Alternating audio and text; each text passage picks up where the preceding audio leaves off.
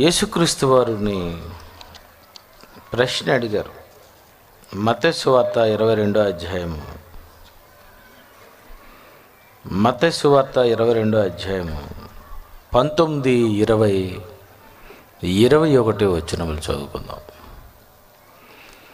మత్తయి సువార్త 22, 19, 20, 21. పన్ను రూక ఒకటి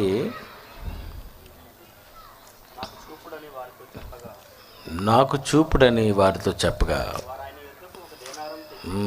వాళ్ళ ముందు కైసరుకు పన్నిచ్చుట న్యాయమా అని అడిగారు. 17వ వచనం, మీకేమి తోచుచున్నది? కైసరుకు పన్నిచ్చుట న్యాయమా కాదా? చూడండి, యేసుప్రభు ఎంత మంచివాడండి, ఎంత తెలివైన వాడండి, మనకంటే జ్ఞానవంతుడండి. కైసరుకు పన్నిచ్చుట న్యాయమా, మీకేమి తోచున్నది? అప్పుడు 19వ వచనంలో అంటున్నాడు, పన్ను చూపించండి. ఏది? ఒక పన్ను రూక చూపించండి.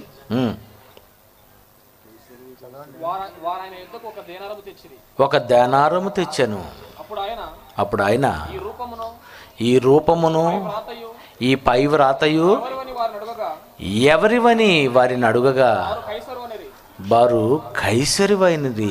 బా, ఈ పన్ను రూక మీదట కైసరు బొమ్మ ఉందట.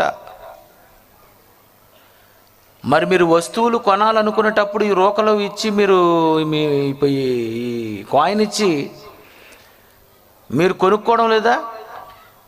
మరి ఎలా కొనుక్కుంటున్నారు? ఒకవేళ ఈ రూకలే ఈ పన్ను రూక కానీ లేదనుకో, అప్పుడు మీరు వస్తువులు ఇచ్చి వస్తువులు కొనుక్కోవాలి. మనం ఇప్పుడు వంకాయలు కొనుక్కోవాలనుకోండి, మీరు వాళ్ళకి బెండకాయలు ఇవ్వాలి.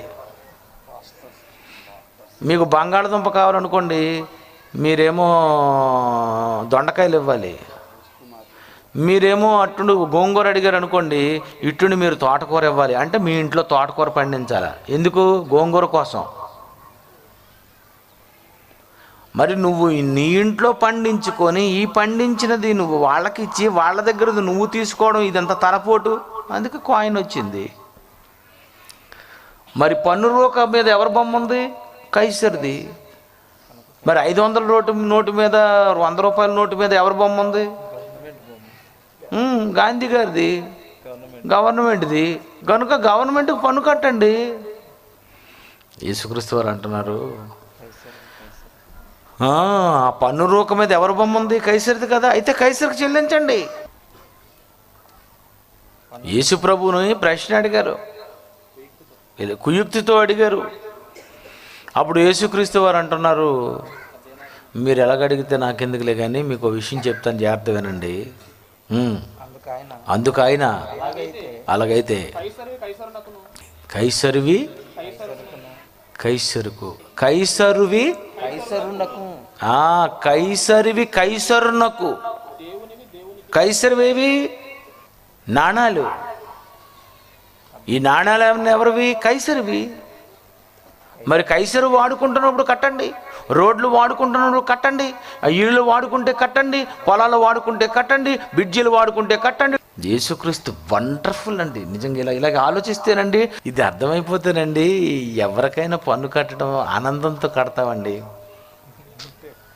ట్యాక్స్ కట్టుకోవాలి, వాడుకుంటున్నారు కదండి, కట్టుకోవాలి. మేము కట్టమండి. ఇదేంటండి మొండితనం? ఏంటండి అది? తప్పండి అది. బైబిల్ తెలిస్తే నీకు అన్నీ అర్థమవుతాయి.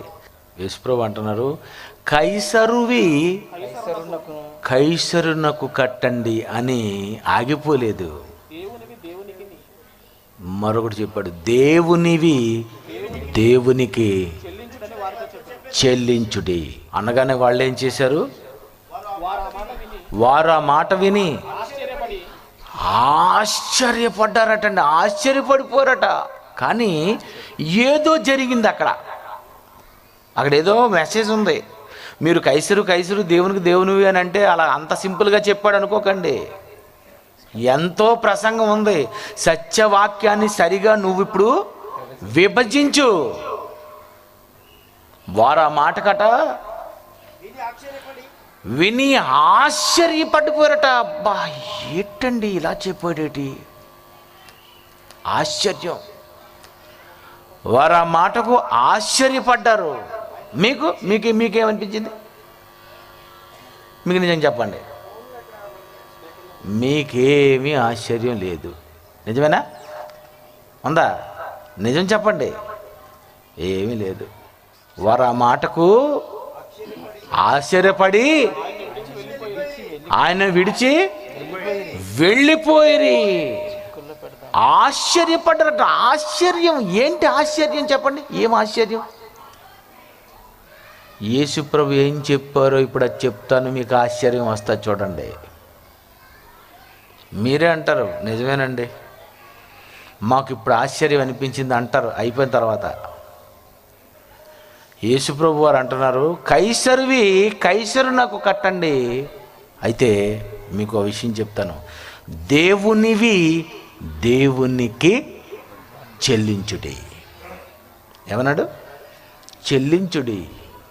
మళ్ళీ చదవండి, అది కైసరువి కైసరునకును దేవునివి దేవునికిని చెల్లించుడి. బా, దేవునివి దేవునికి చెల్లించండి. మనం ఏం చేస్తాం? స్తోత్రం చెల్లింతును. ఏం చెల్లిస్తావు? స్తోత్రమా? కైసరివి కైసరికి ఇస్తున్నారు కదా, దేవునివి దేవునికి చెల్లించండి. ఏవి దేవునివి దేవునికి చెల్లించాలి ఆలోచిద్దాం. ఏవి దేవునివి దేవునికి ఏం చెల్లించాలి? మీకు తెలిసింది, నాకు తెలిసింది, పాత ప్రసంగం ఒకటే, దేవుడిది శరీరం దేవుడికి ఇవ్వాలి, అయిపోయింది. అందుకే మనకు ఆశ్చర్యం లేదు. దేవునివి దేవునికి చెల్లించండి. మనం ఏమంటాం? ఆదివారం ఆరాధనలో కానుకలు ఇస్తాము, ఈ శరీరం దేవునికి ఇస్తాము, పాట పాడతాం, ఆమెన్ అంటాము, ఇంతే. దేవునివి దేవునికి చెల్లించాలి అనుకుంటున్నారు. ఇది కాదు యేసు చెప్పింది. కైసరువి కైసరుకి, దేవునివి దేవునివి. దేవునివి దేవునికి, దేవునివి దేవునికి, దేవునివి దేవునికి. ఏవి దేవునివి?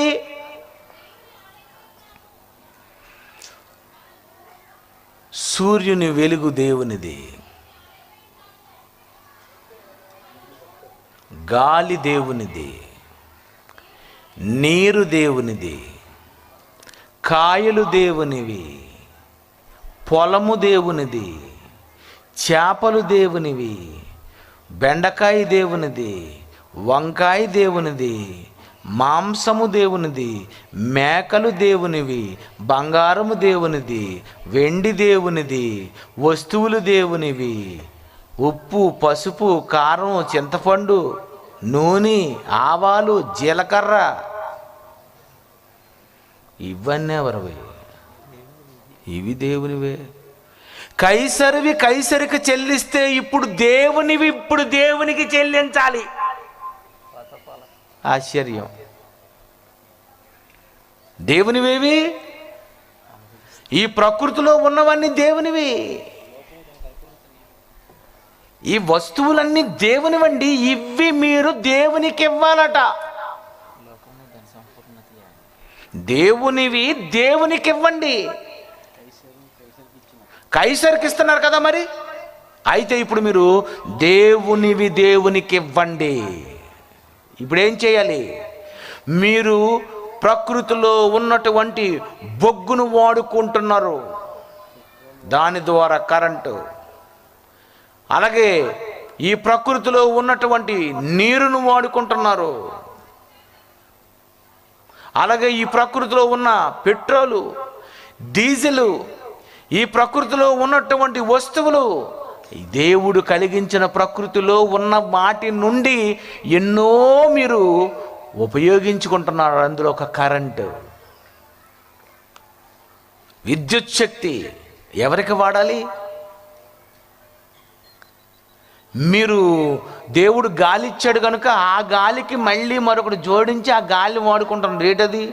ఫ్యాను. ఇదెవరిది? దేవునిది. ఫ్యాను ఎక్కడి వచ్చింది? ప్రకృతి నుండి. విద్యుత్ ఎక్కడి వచ్చింది? ప్రకృతి నుండి. మీ కుర్చీలు, బెంచీలు, టీవీలు, సెల్ ఫోన్లు ఇవన్నీ ఎక్కడి వచ్చాయి? ప్రకృతి నుండి. అంటే దేవునివి దేవునికి వాడాలి, దేవునివి దేవునికి చెల్లించాలి.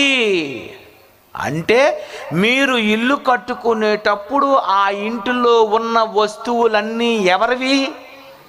ఆ నేల ఆయనది, ఆ ఇటుకి ఆయనది, సిమెంటు ఆయనది, ఇసుక ఆయనది, అందులో వేసుకున్నటువంటి ఫ్యాను ఆయనది, టీవీ ఆయనది, వస్తువులన్నీ ఆయనవే. ఇవన్నీ దేవునికి చెల్లించండి. అంటే ఇల్లు కట్టుకున్నారంటే ఖచ్చితంగా ఆ ఇంటిలో మీరు దేవుని కొరకు ఒక మంచి కళాశాలను ఏర్పాటు చేయాలన్నమాట. దేవునివి దేవునికి. ఫ్యాను, ఇగో ఈ టీవీ. మీ ఇంట్లో టీవీ కొనుక్కున్నారంటే మీరు ఏం చేయాలి?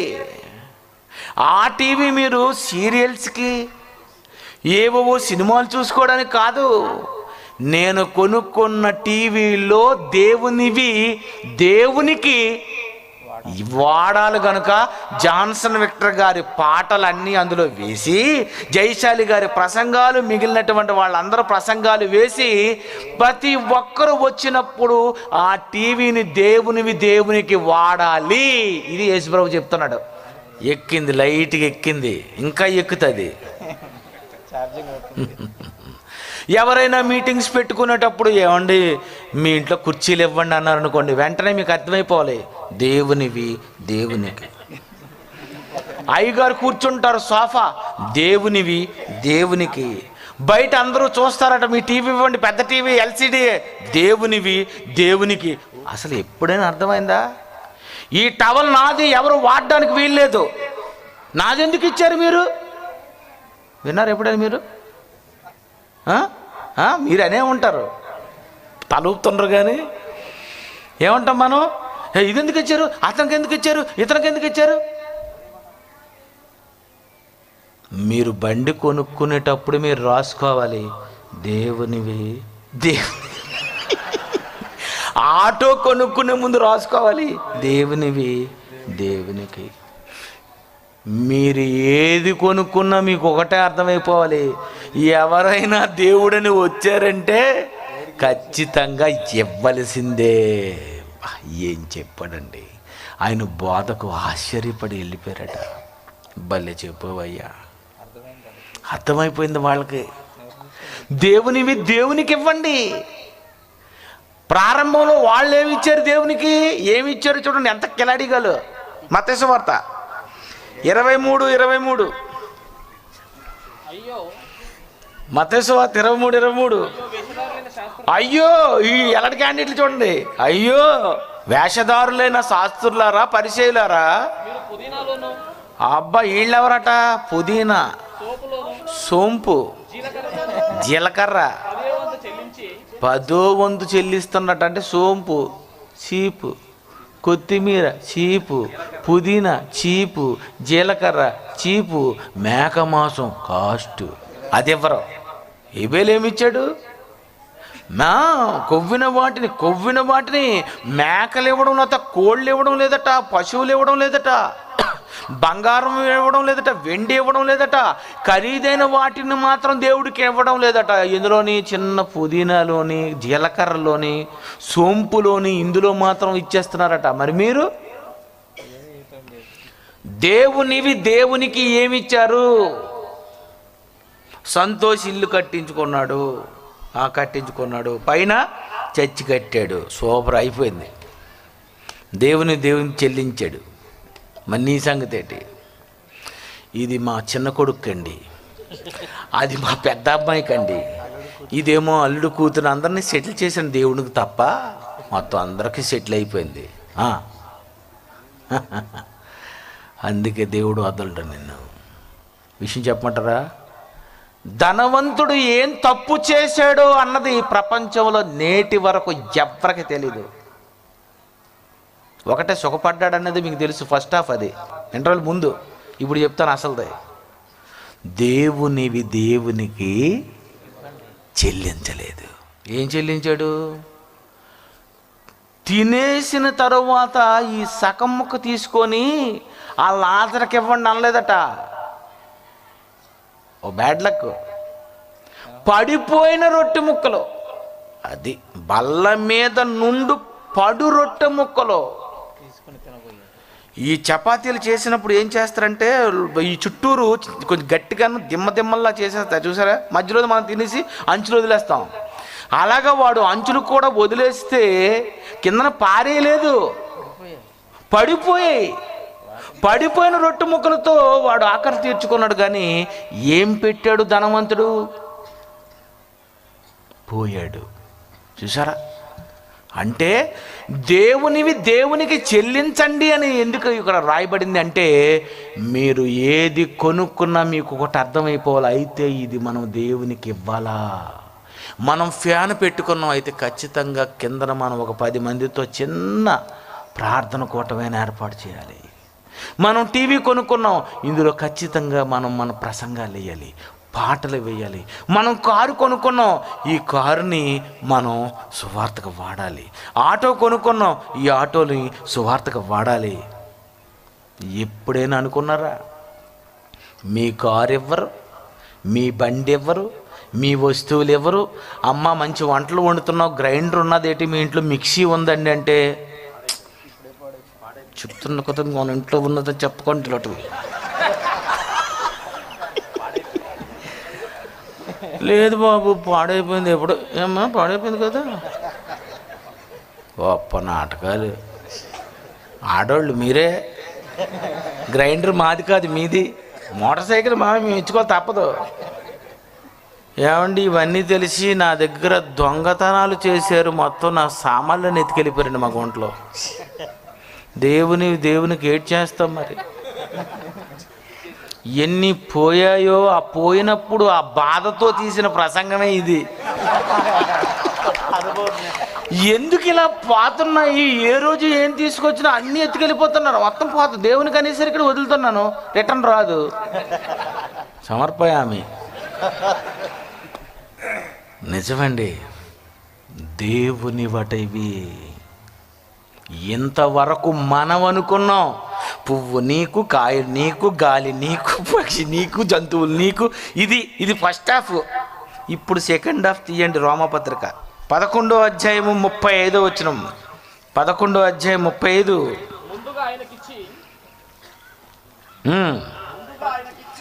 ముందుగా ఆయనకిచ్చి, దేవునివి దేవునికని నువ్వు ముందు ఇంటిలో వస్తువులు కొనుక్కున్నప్పుడు అనుకోవాలట, ఇది దేవునిది, ముందు దేవునికి ఇవ్వాలి. చాలామంది అనుకుంటారు, ఏండి ఈ టవల్ కొనుక్కున్నామండి దైవజనులే వాడాలని, ఇదిగోండి అందుకే మేము దాసామండి అనుకొని మాకిస్తుంటారు. అన్నయ్య మీరే రావాలి అన్నయ్య, మీరు వస్తేనే మా ఇల్లు ఓపెనింగ్ అంటారు. చూడండి భలేగా ఉంది ఇది కదండి, ఇది బాగుంది. బండి కొనుక్కున్నాడు కూడాను. ఒక అతను నన్ను, అన్నయ్య మీరు వస్తున్నారు కదా, అయితే నేను అప్పుడే బండి కొంటాను, మీరు రావాలి, మీరు బండి ఎక్కాలి. ఓపెనింగ్ మీదే. ఇది ఎందుకు వచ్చిందో తెలియదు కానండి, ఈ ప్రసంగం విన్న తర్వాత మీకు అర్థమైపోద్ది. ఆహా, ముందు దేవునికి, దైవ సేవకునికి, దేవుని పనికి వాడాలి. ఈశ్వరుడు చెప్తున్నాడు, కైసరికి పన్నిస్తున్నారు కదా, కైసరికి ఇస్తే దేవునివి ఇవన్నీ. ఆయన అంటున్నాడు, ముందుగా ఆయనకిచ్చి ప్రతిఫలము పొందగలవాడు. ముందుగా ఆయనకిచ్చి, ఇది ముందు దేవునిదండి బాబు, ముందు దేవునికి వాడిన తర్వాత ఎవరైనా దైవజనులు ఇంటికి వచ్చారండి కూడా ముందు దైవజనులకు భోజనాలు పెట్టేయాలా. తినండి, మీరు మాకు లేకపోయినా పర్లేదు, ముందు తినండి. ఎంతమంది వస్తున్నారండి? 10 మందా, 20 మందా, 30 మందా?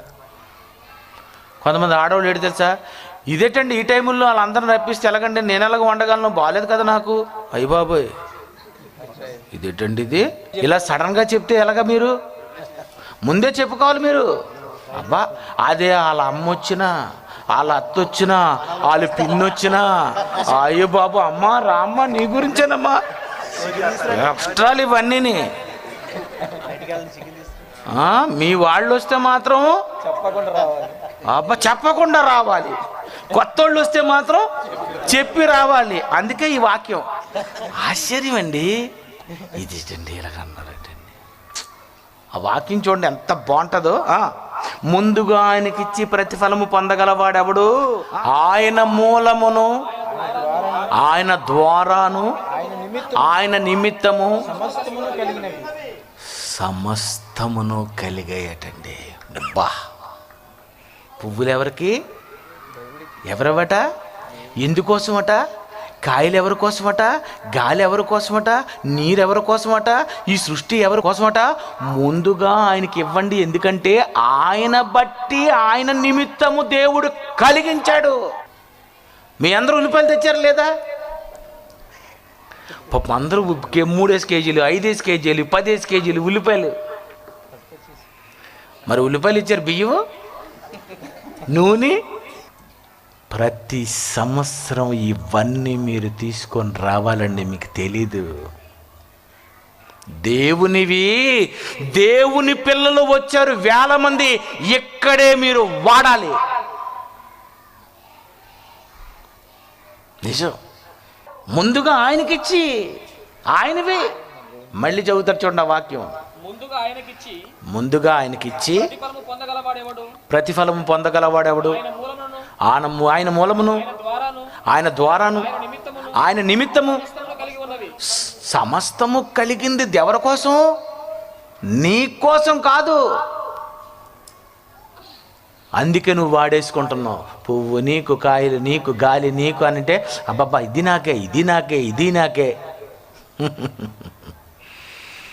ఆయన బట్టి, ఆయన నిమిత్తము దేవునికి వాడాలని దేవుడు నీకు ఇచ్చాడు. ఇవి దేవునివి, దేవునికి చెల్లించండి.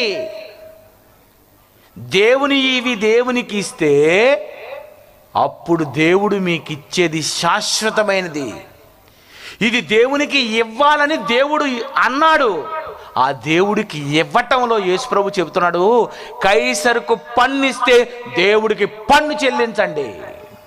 ఇది స్ట్రాంగ్ ఉంది. దేవుడికి ఏం చేయాలి? పన్ను చెల్లించు, ట్యాక్స్ కట్టు. కైసరుకు కైసరు చెల్లిస్తున్నారు కదా, దేవుడు చెల్లించండి. అందుకే కొంతమంది నెల అయిపోగానే, జీతం అందుకోగానండి ఒకటే అనుకుంటారు, ఏంటి ఇది దేవుడు తీసామండి, నేను దేవుడిదేనండి. మనం వాడించుకుంటాం. కొంతమంది చూసారు లేదు, నేటికిని ఏమండి ఇది మనం దేవుని తీసామండి, శాలరీ రాగానే. కొంతమంది ఇంకేమీ లేదు, ఇంకంతా దేవునిదే, దేవునివి దేవునికి. మీ దగ్గర చీరలు ఉన్నాయా? మీ దగ్గర బట్టలు ఉన్నాయా? ఒకటే అనుకోవాలా, ఇవి ఎవరికి ఇద్దాం? ఏదైనా అది దేవునిది అనుకో. ఒక కెమెరా కొనుక్కున్నా వాడుకో. ఒక సెల్ ఫోను కొనుక్కున్నప్పుడు అనుకోవాలా, దీంతో నేను ఈ సెమినార్లో ప్రసంగాలన్నీ రికార్డ్ చేస్తాను. రికార్డ్ చేసి వాట్సాప్లో ఒక్కొక్కడికి వదులుతాను చూడు అని అనాలా? అచ్చా అదేం లేదు, బంగారం ఎక్కడ ఉన్నావు? ఇదేంటండి ఇది? సెల్ కొనుక్కొని మీ వాళ్ళకి మెసేజ్లుని భోజనం అయిపోయిందా రమ్మంటారా ఎక్కడికి? ఇదా? ఏ రోజైనా సెల్ ఫోన్ కొనుక్కునేటప్పుడు పైన రాసుకోండి, దేవునివి దేవునికి గనుక ఏ ప్రసంగమైనా నువ్వు ఇందులోనే పంపించక తప్పదు. లైవ్ లేదండి, పోనీ రికార్డ్ చేసి మీ వాళ్ళకి పంపించవచ్చు కదా. అసలు రికార్డింగే చేయరు. నోట్స్ కొనుక్కుంటారు, రాయరు. పెన్ను దేవునికి వాడరు, వైట్ పేపర్ దేవునికి వాడరు, ఏవి దేవునికి వాడరు. ఏం చేసావు? సెల్ కొని ఉత్తినే చెత్త పాటలన్నీ వినుకొని, చెత్త సినిమాలన్నీ చూసుకొని, దేవునికి కాదు, నీకే వాడుకున్నావు. అంటే దేవునికి ఎక్కడిచ్చారు? కనుక ప్రియమైన దేవుని పిల్లరా, ఇంతవరకు ఏవైనా మనం ఏమనుకుంటుంటే నావి, నో, ఇవి దేవునివి, ఇది దేవునికి వాడాలి. ఈ కుర్చీ దేవునికి వాడాలి, ఈ కెమెరా దేవునికి వాడాలి, నీ కళ దేవునికి వాడాలి. నిజమండి. ఎంతోమంది దగ్గర కెమెరాలు ఉంటాయి, ఎంతోమంది దగ్గర మంచి మంచి ఫోటోగ్రాఫర్స్ ఉంటారు. మనోళ్ళు ఒక్కరోజు వచ్చి అన్నయ్య మీ మీటింగ్లో మేము ఫ్రీగా ఫోటోలు తీస్తామండి, ఈ సెమినార్లో ఎక్కడో కెమెరా పెట్టి అక్కడో కెమెరా అక్కడ ఎప్పుడైనా సుందర్రావు గారు కొట్టారా? కెమెరామ్యానే మనోళ్ళు. అవి స్టూడియోలో డబ్బులకు వాడుకుంటాం తప్ప మీకు ఎప్పుడు వాడము. మీ దిక్కున్నోళ్ళతో చెప్పుకోండి, బాధపడకండి. ఒరిజినల్ ఇది, నిజమండి. దేవునికి కాకుండా ఎందుకు నీ టాలెంట్? నాకు ఎన్ని సినిమాలకు వచ్చింది తెలుసా? ఎంతోమంది నన్ను పాటలు వాయించమని అడుగుతారు తెలుసా? పాట నేను వాయిస్తే ₹1,00,000 తెలుసా? ఒక సీడీకి నేను 6 పాటలు వాయిస్తే నాకు ఒక అతను అన్నాడు, అన్నయ్య మీకు ఎలాగైనా 2 లక్షలు ఇస్తాను అన్నయ్య, దయచేసి అన్నయ్య మీరు పాటలు వాయించండి అంటే నేను ఏమనుకున్నాను, చిచి నా టాలెంట్ ఏదైనా ఈ పాట దేవుడికే వాడియాలి తప్ప ఎవరెవరికో నేను ఎందుకు వాడడం అని అనేసి. డబ్బులు వస్తాయి, చూని అతనికి వాడదామా? వద్దు. చూసారా, మీ కళ, మీ అవయవాలు, మీ వస్తువులు, మీ కరెంటు, మీ టీవీ, మీ ఏవైనా సమస్తమును దేవుని నిమిత్తమేనట. ఆయన బట్టి ఆయన నిమిత్తము దేవుడు సృజించాడట. కనుక ఈ రోజు నుండి మీరు ఒకటే అనుకోండి, ఏవైనా ముందు ఇవి దేవునికి ఇవ్వాలి. అపోస్తుల కార్యములు 4:32. విశ్వసించిన వారందరూ ఏక హృదయమును ఏకాత్మీయు గలవారై ఉండిరి.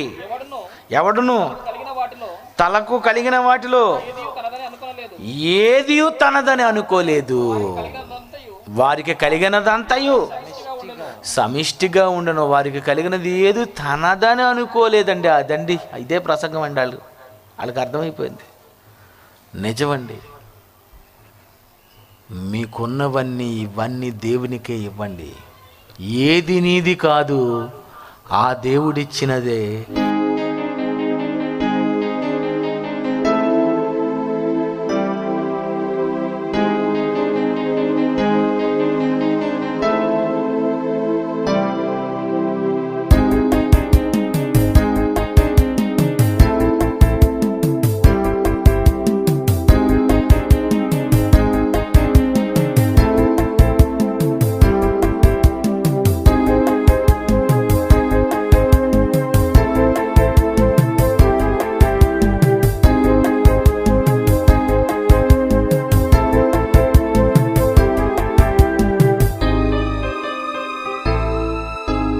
ఏది నీది కాదు, ఆ దేవుడిచ్చినదే.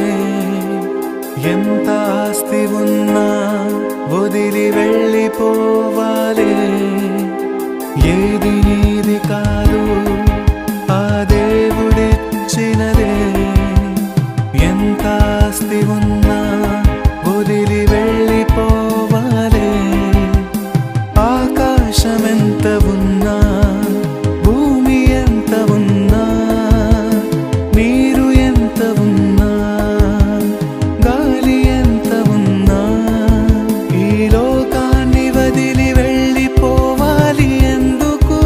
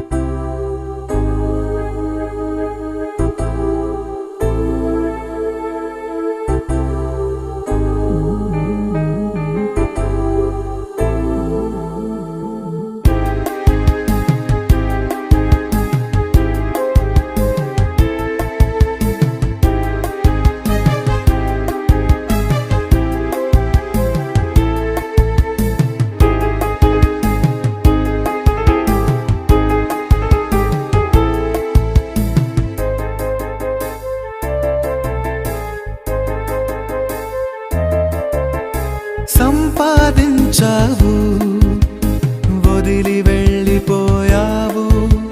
చనిపోయావని తెలిసి నీ వారే కాల్చేశారు.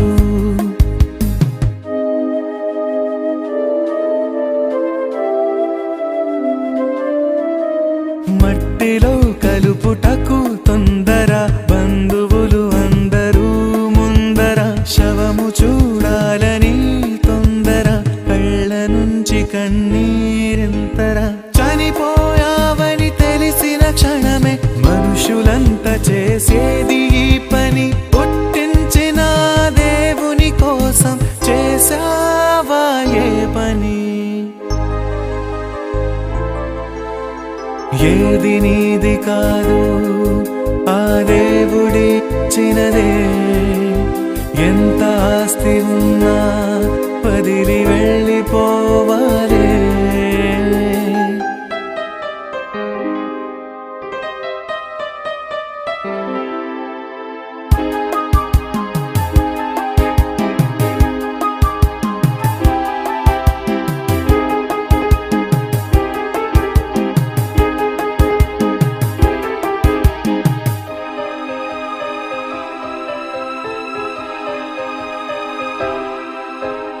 ఎందుకొచ్చావు నీవు, ఈ సృష్టికర్త నీకెవరు?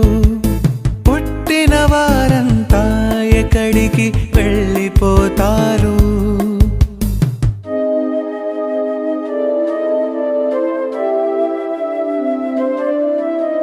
మృత్యు వచ్చేదెలా ఎవరికి, చచ్చిపోయేదెలా చివరికి? ఆత్మ వచ్చిందెలా జగతికి, కన్ను మూస్తే వెళ్ళేదెక్కడికి? గుర్తిస్తావని తెలిసేలోగా మృత్యు వచ్చేది ఎవరికి? నిన్ను పుట్టించిన దేవుడి తండ్రిని తెలుసుకోలేదు చివరికి.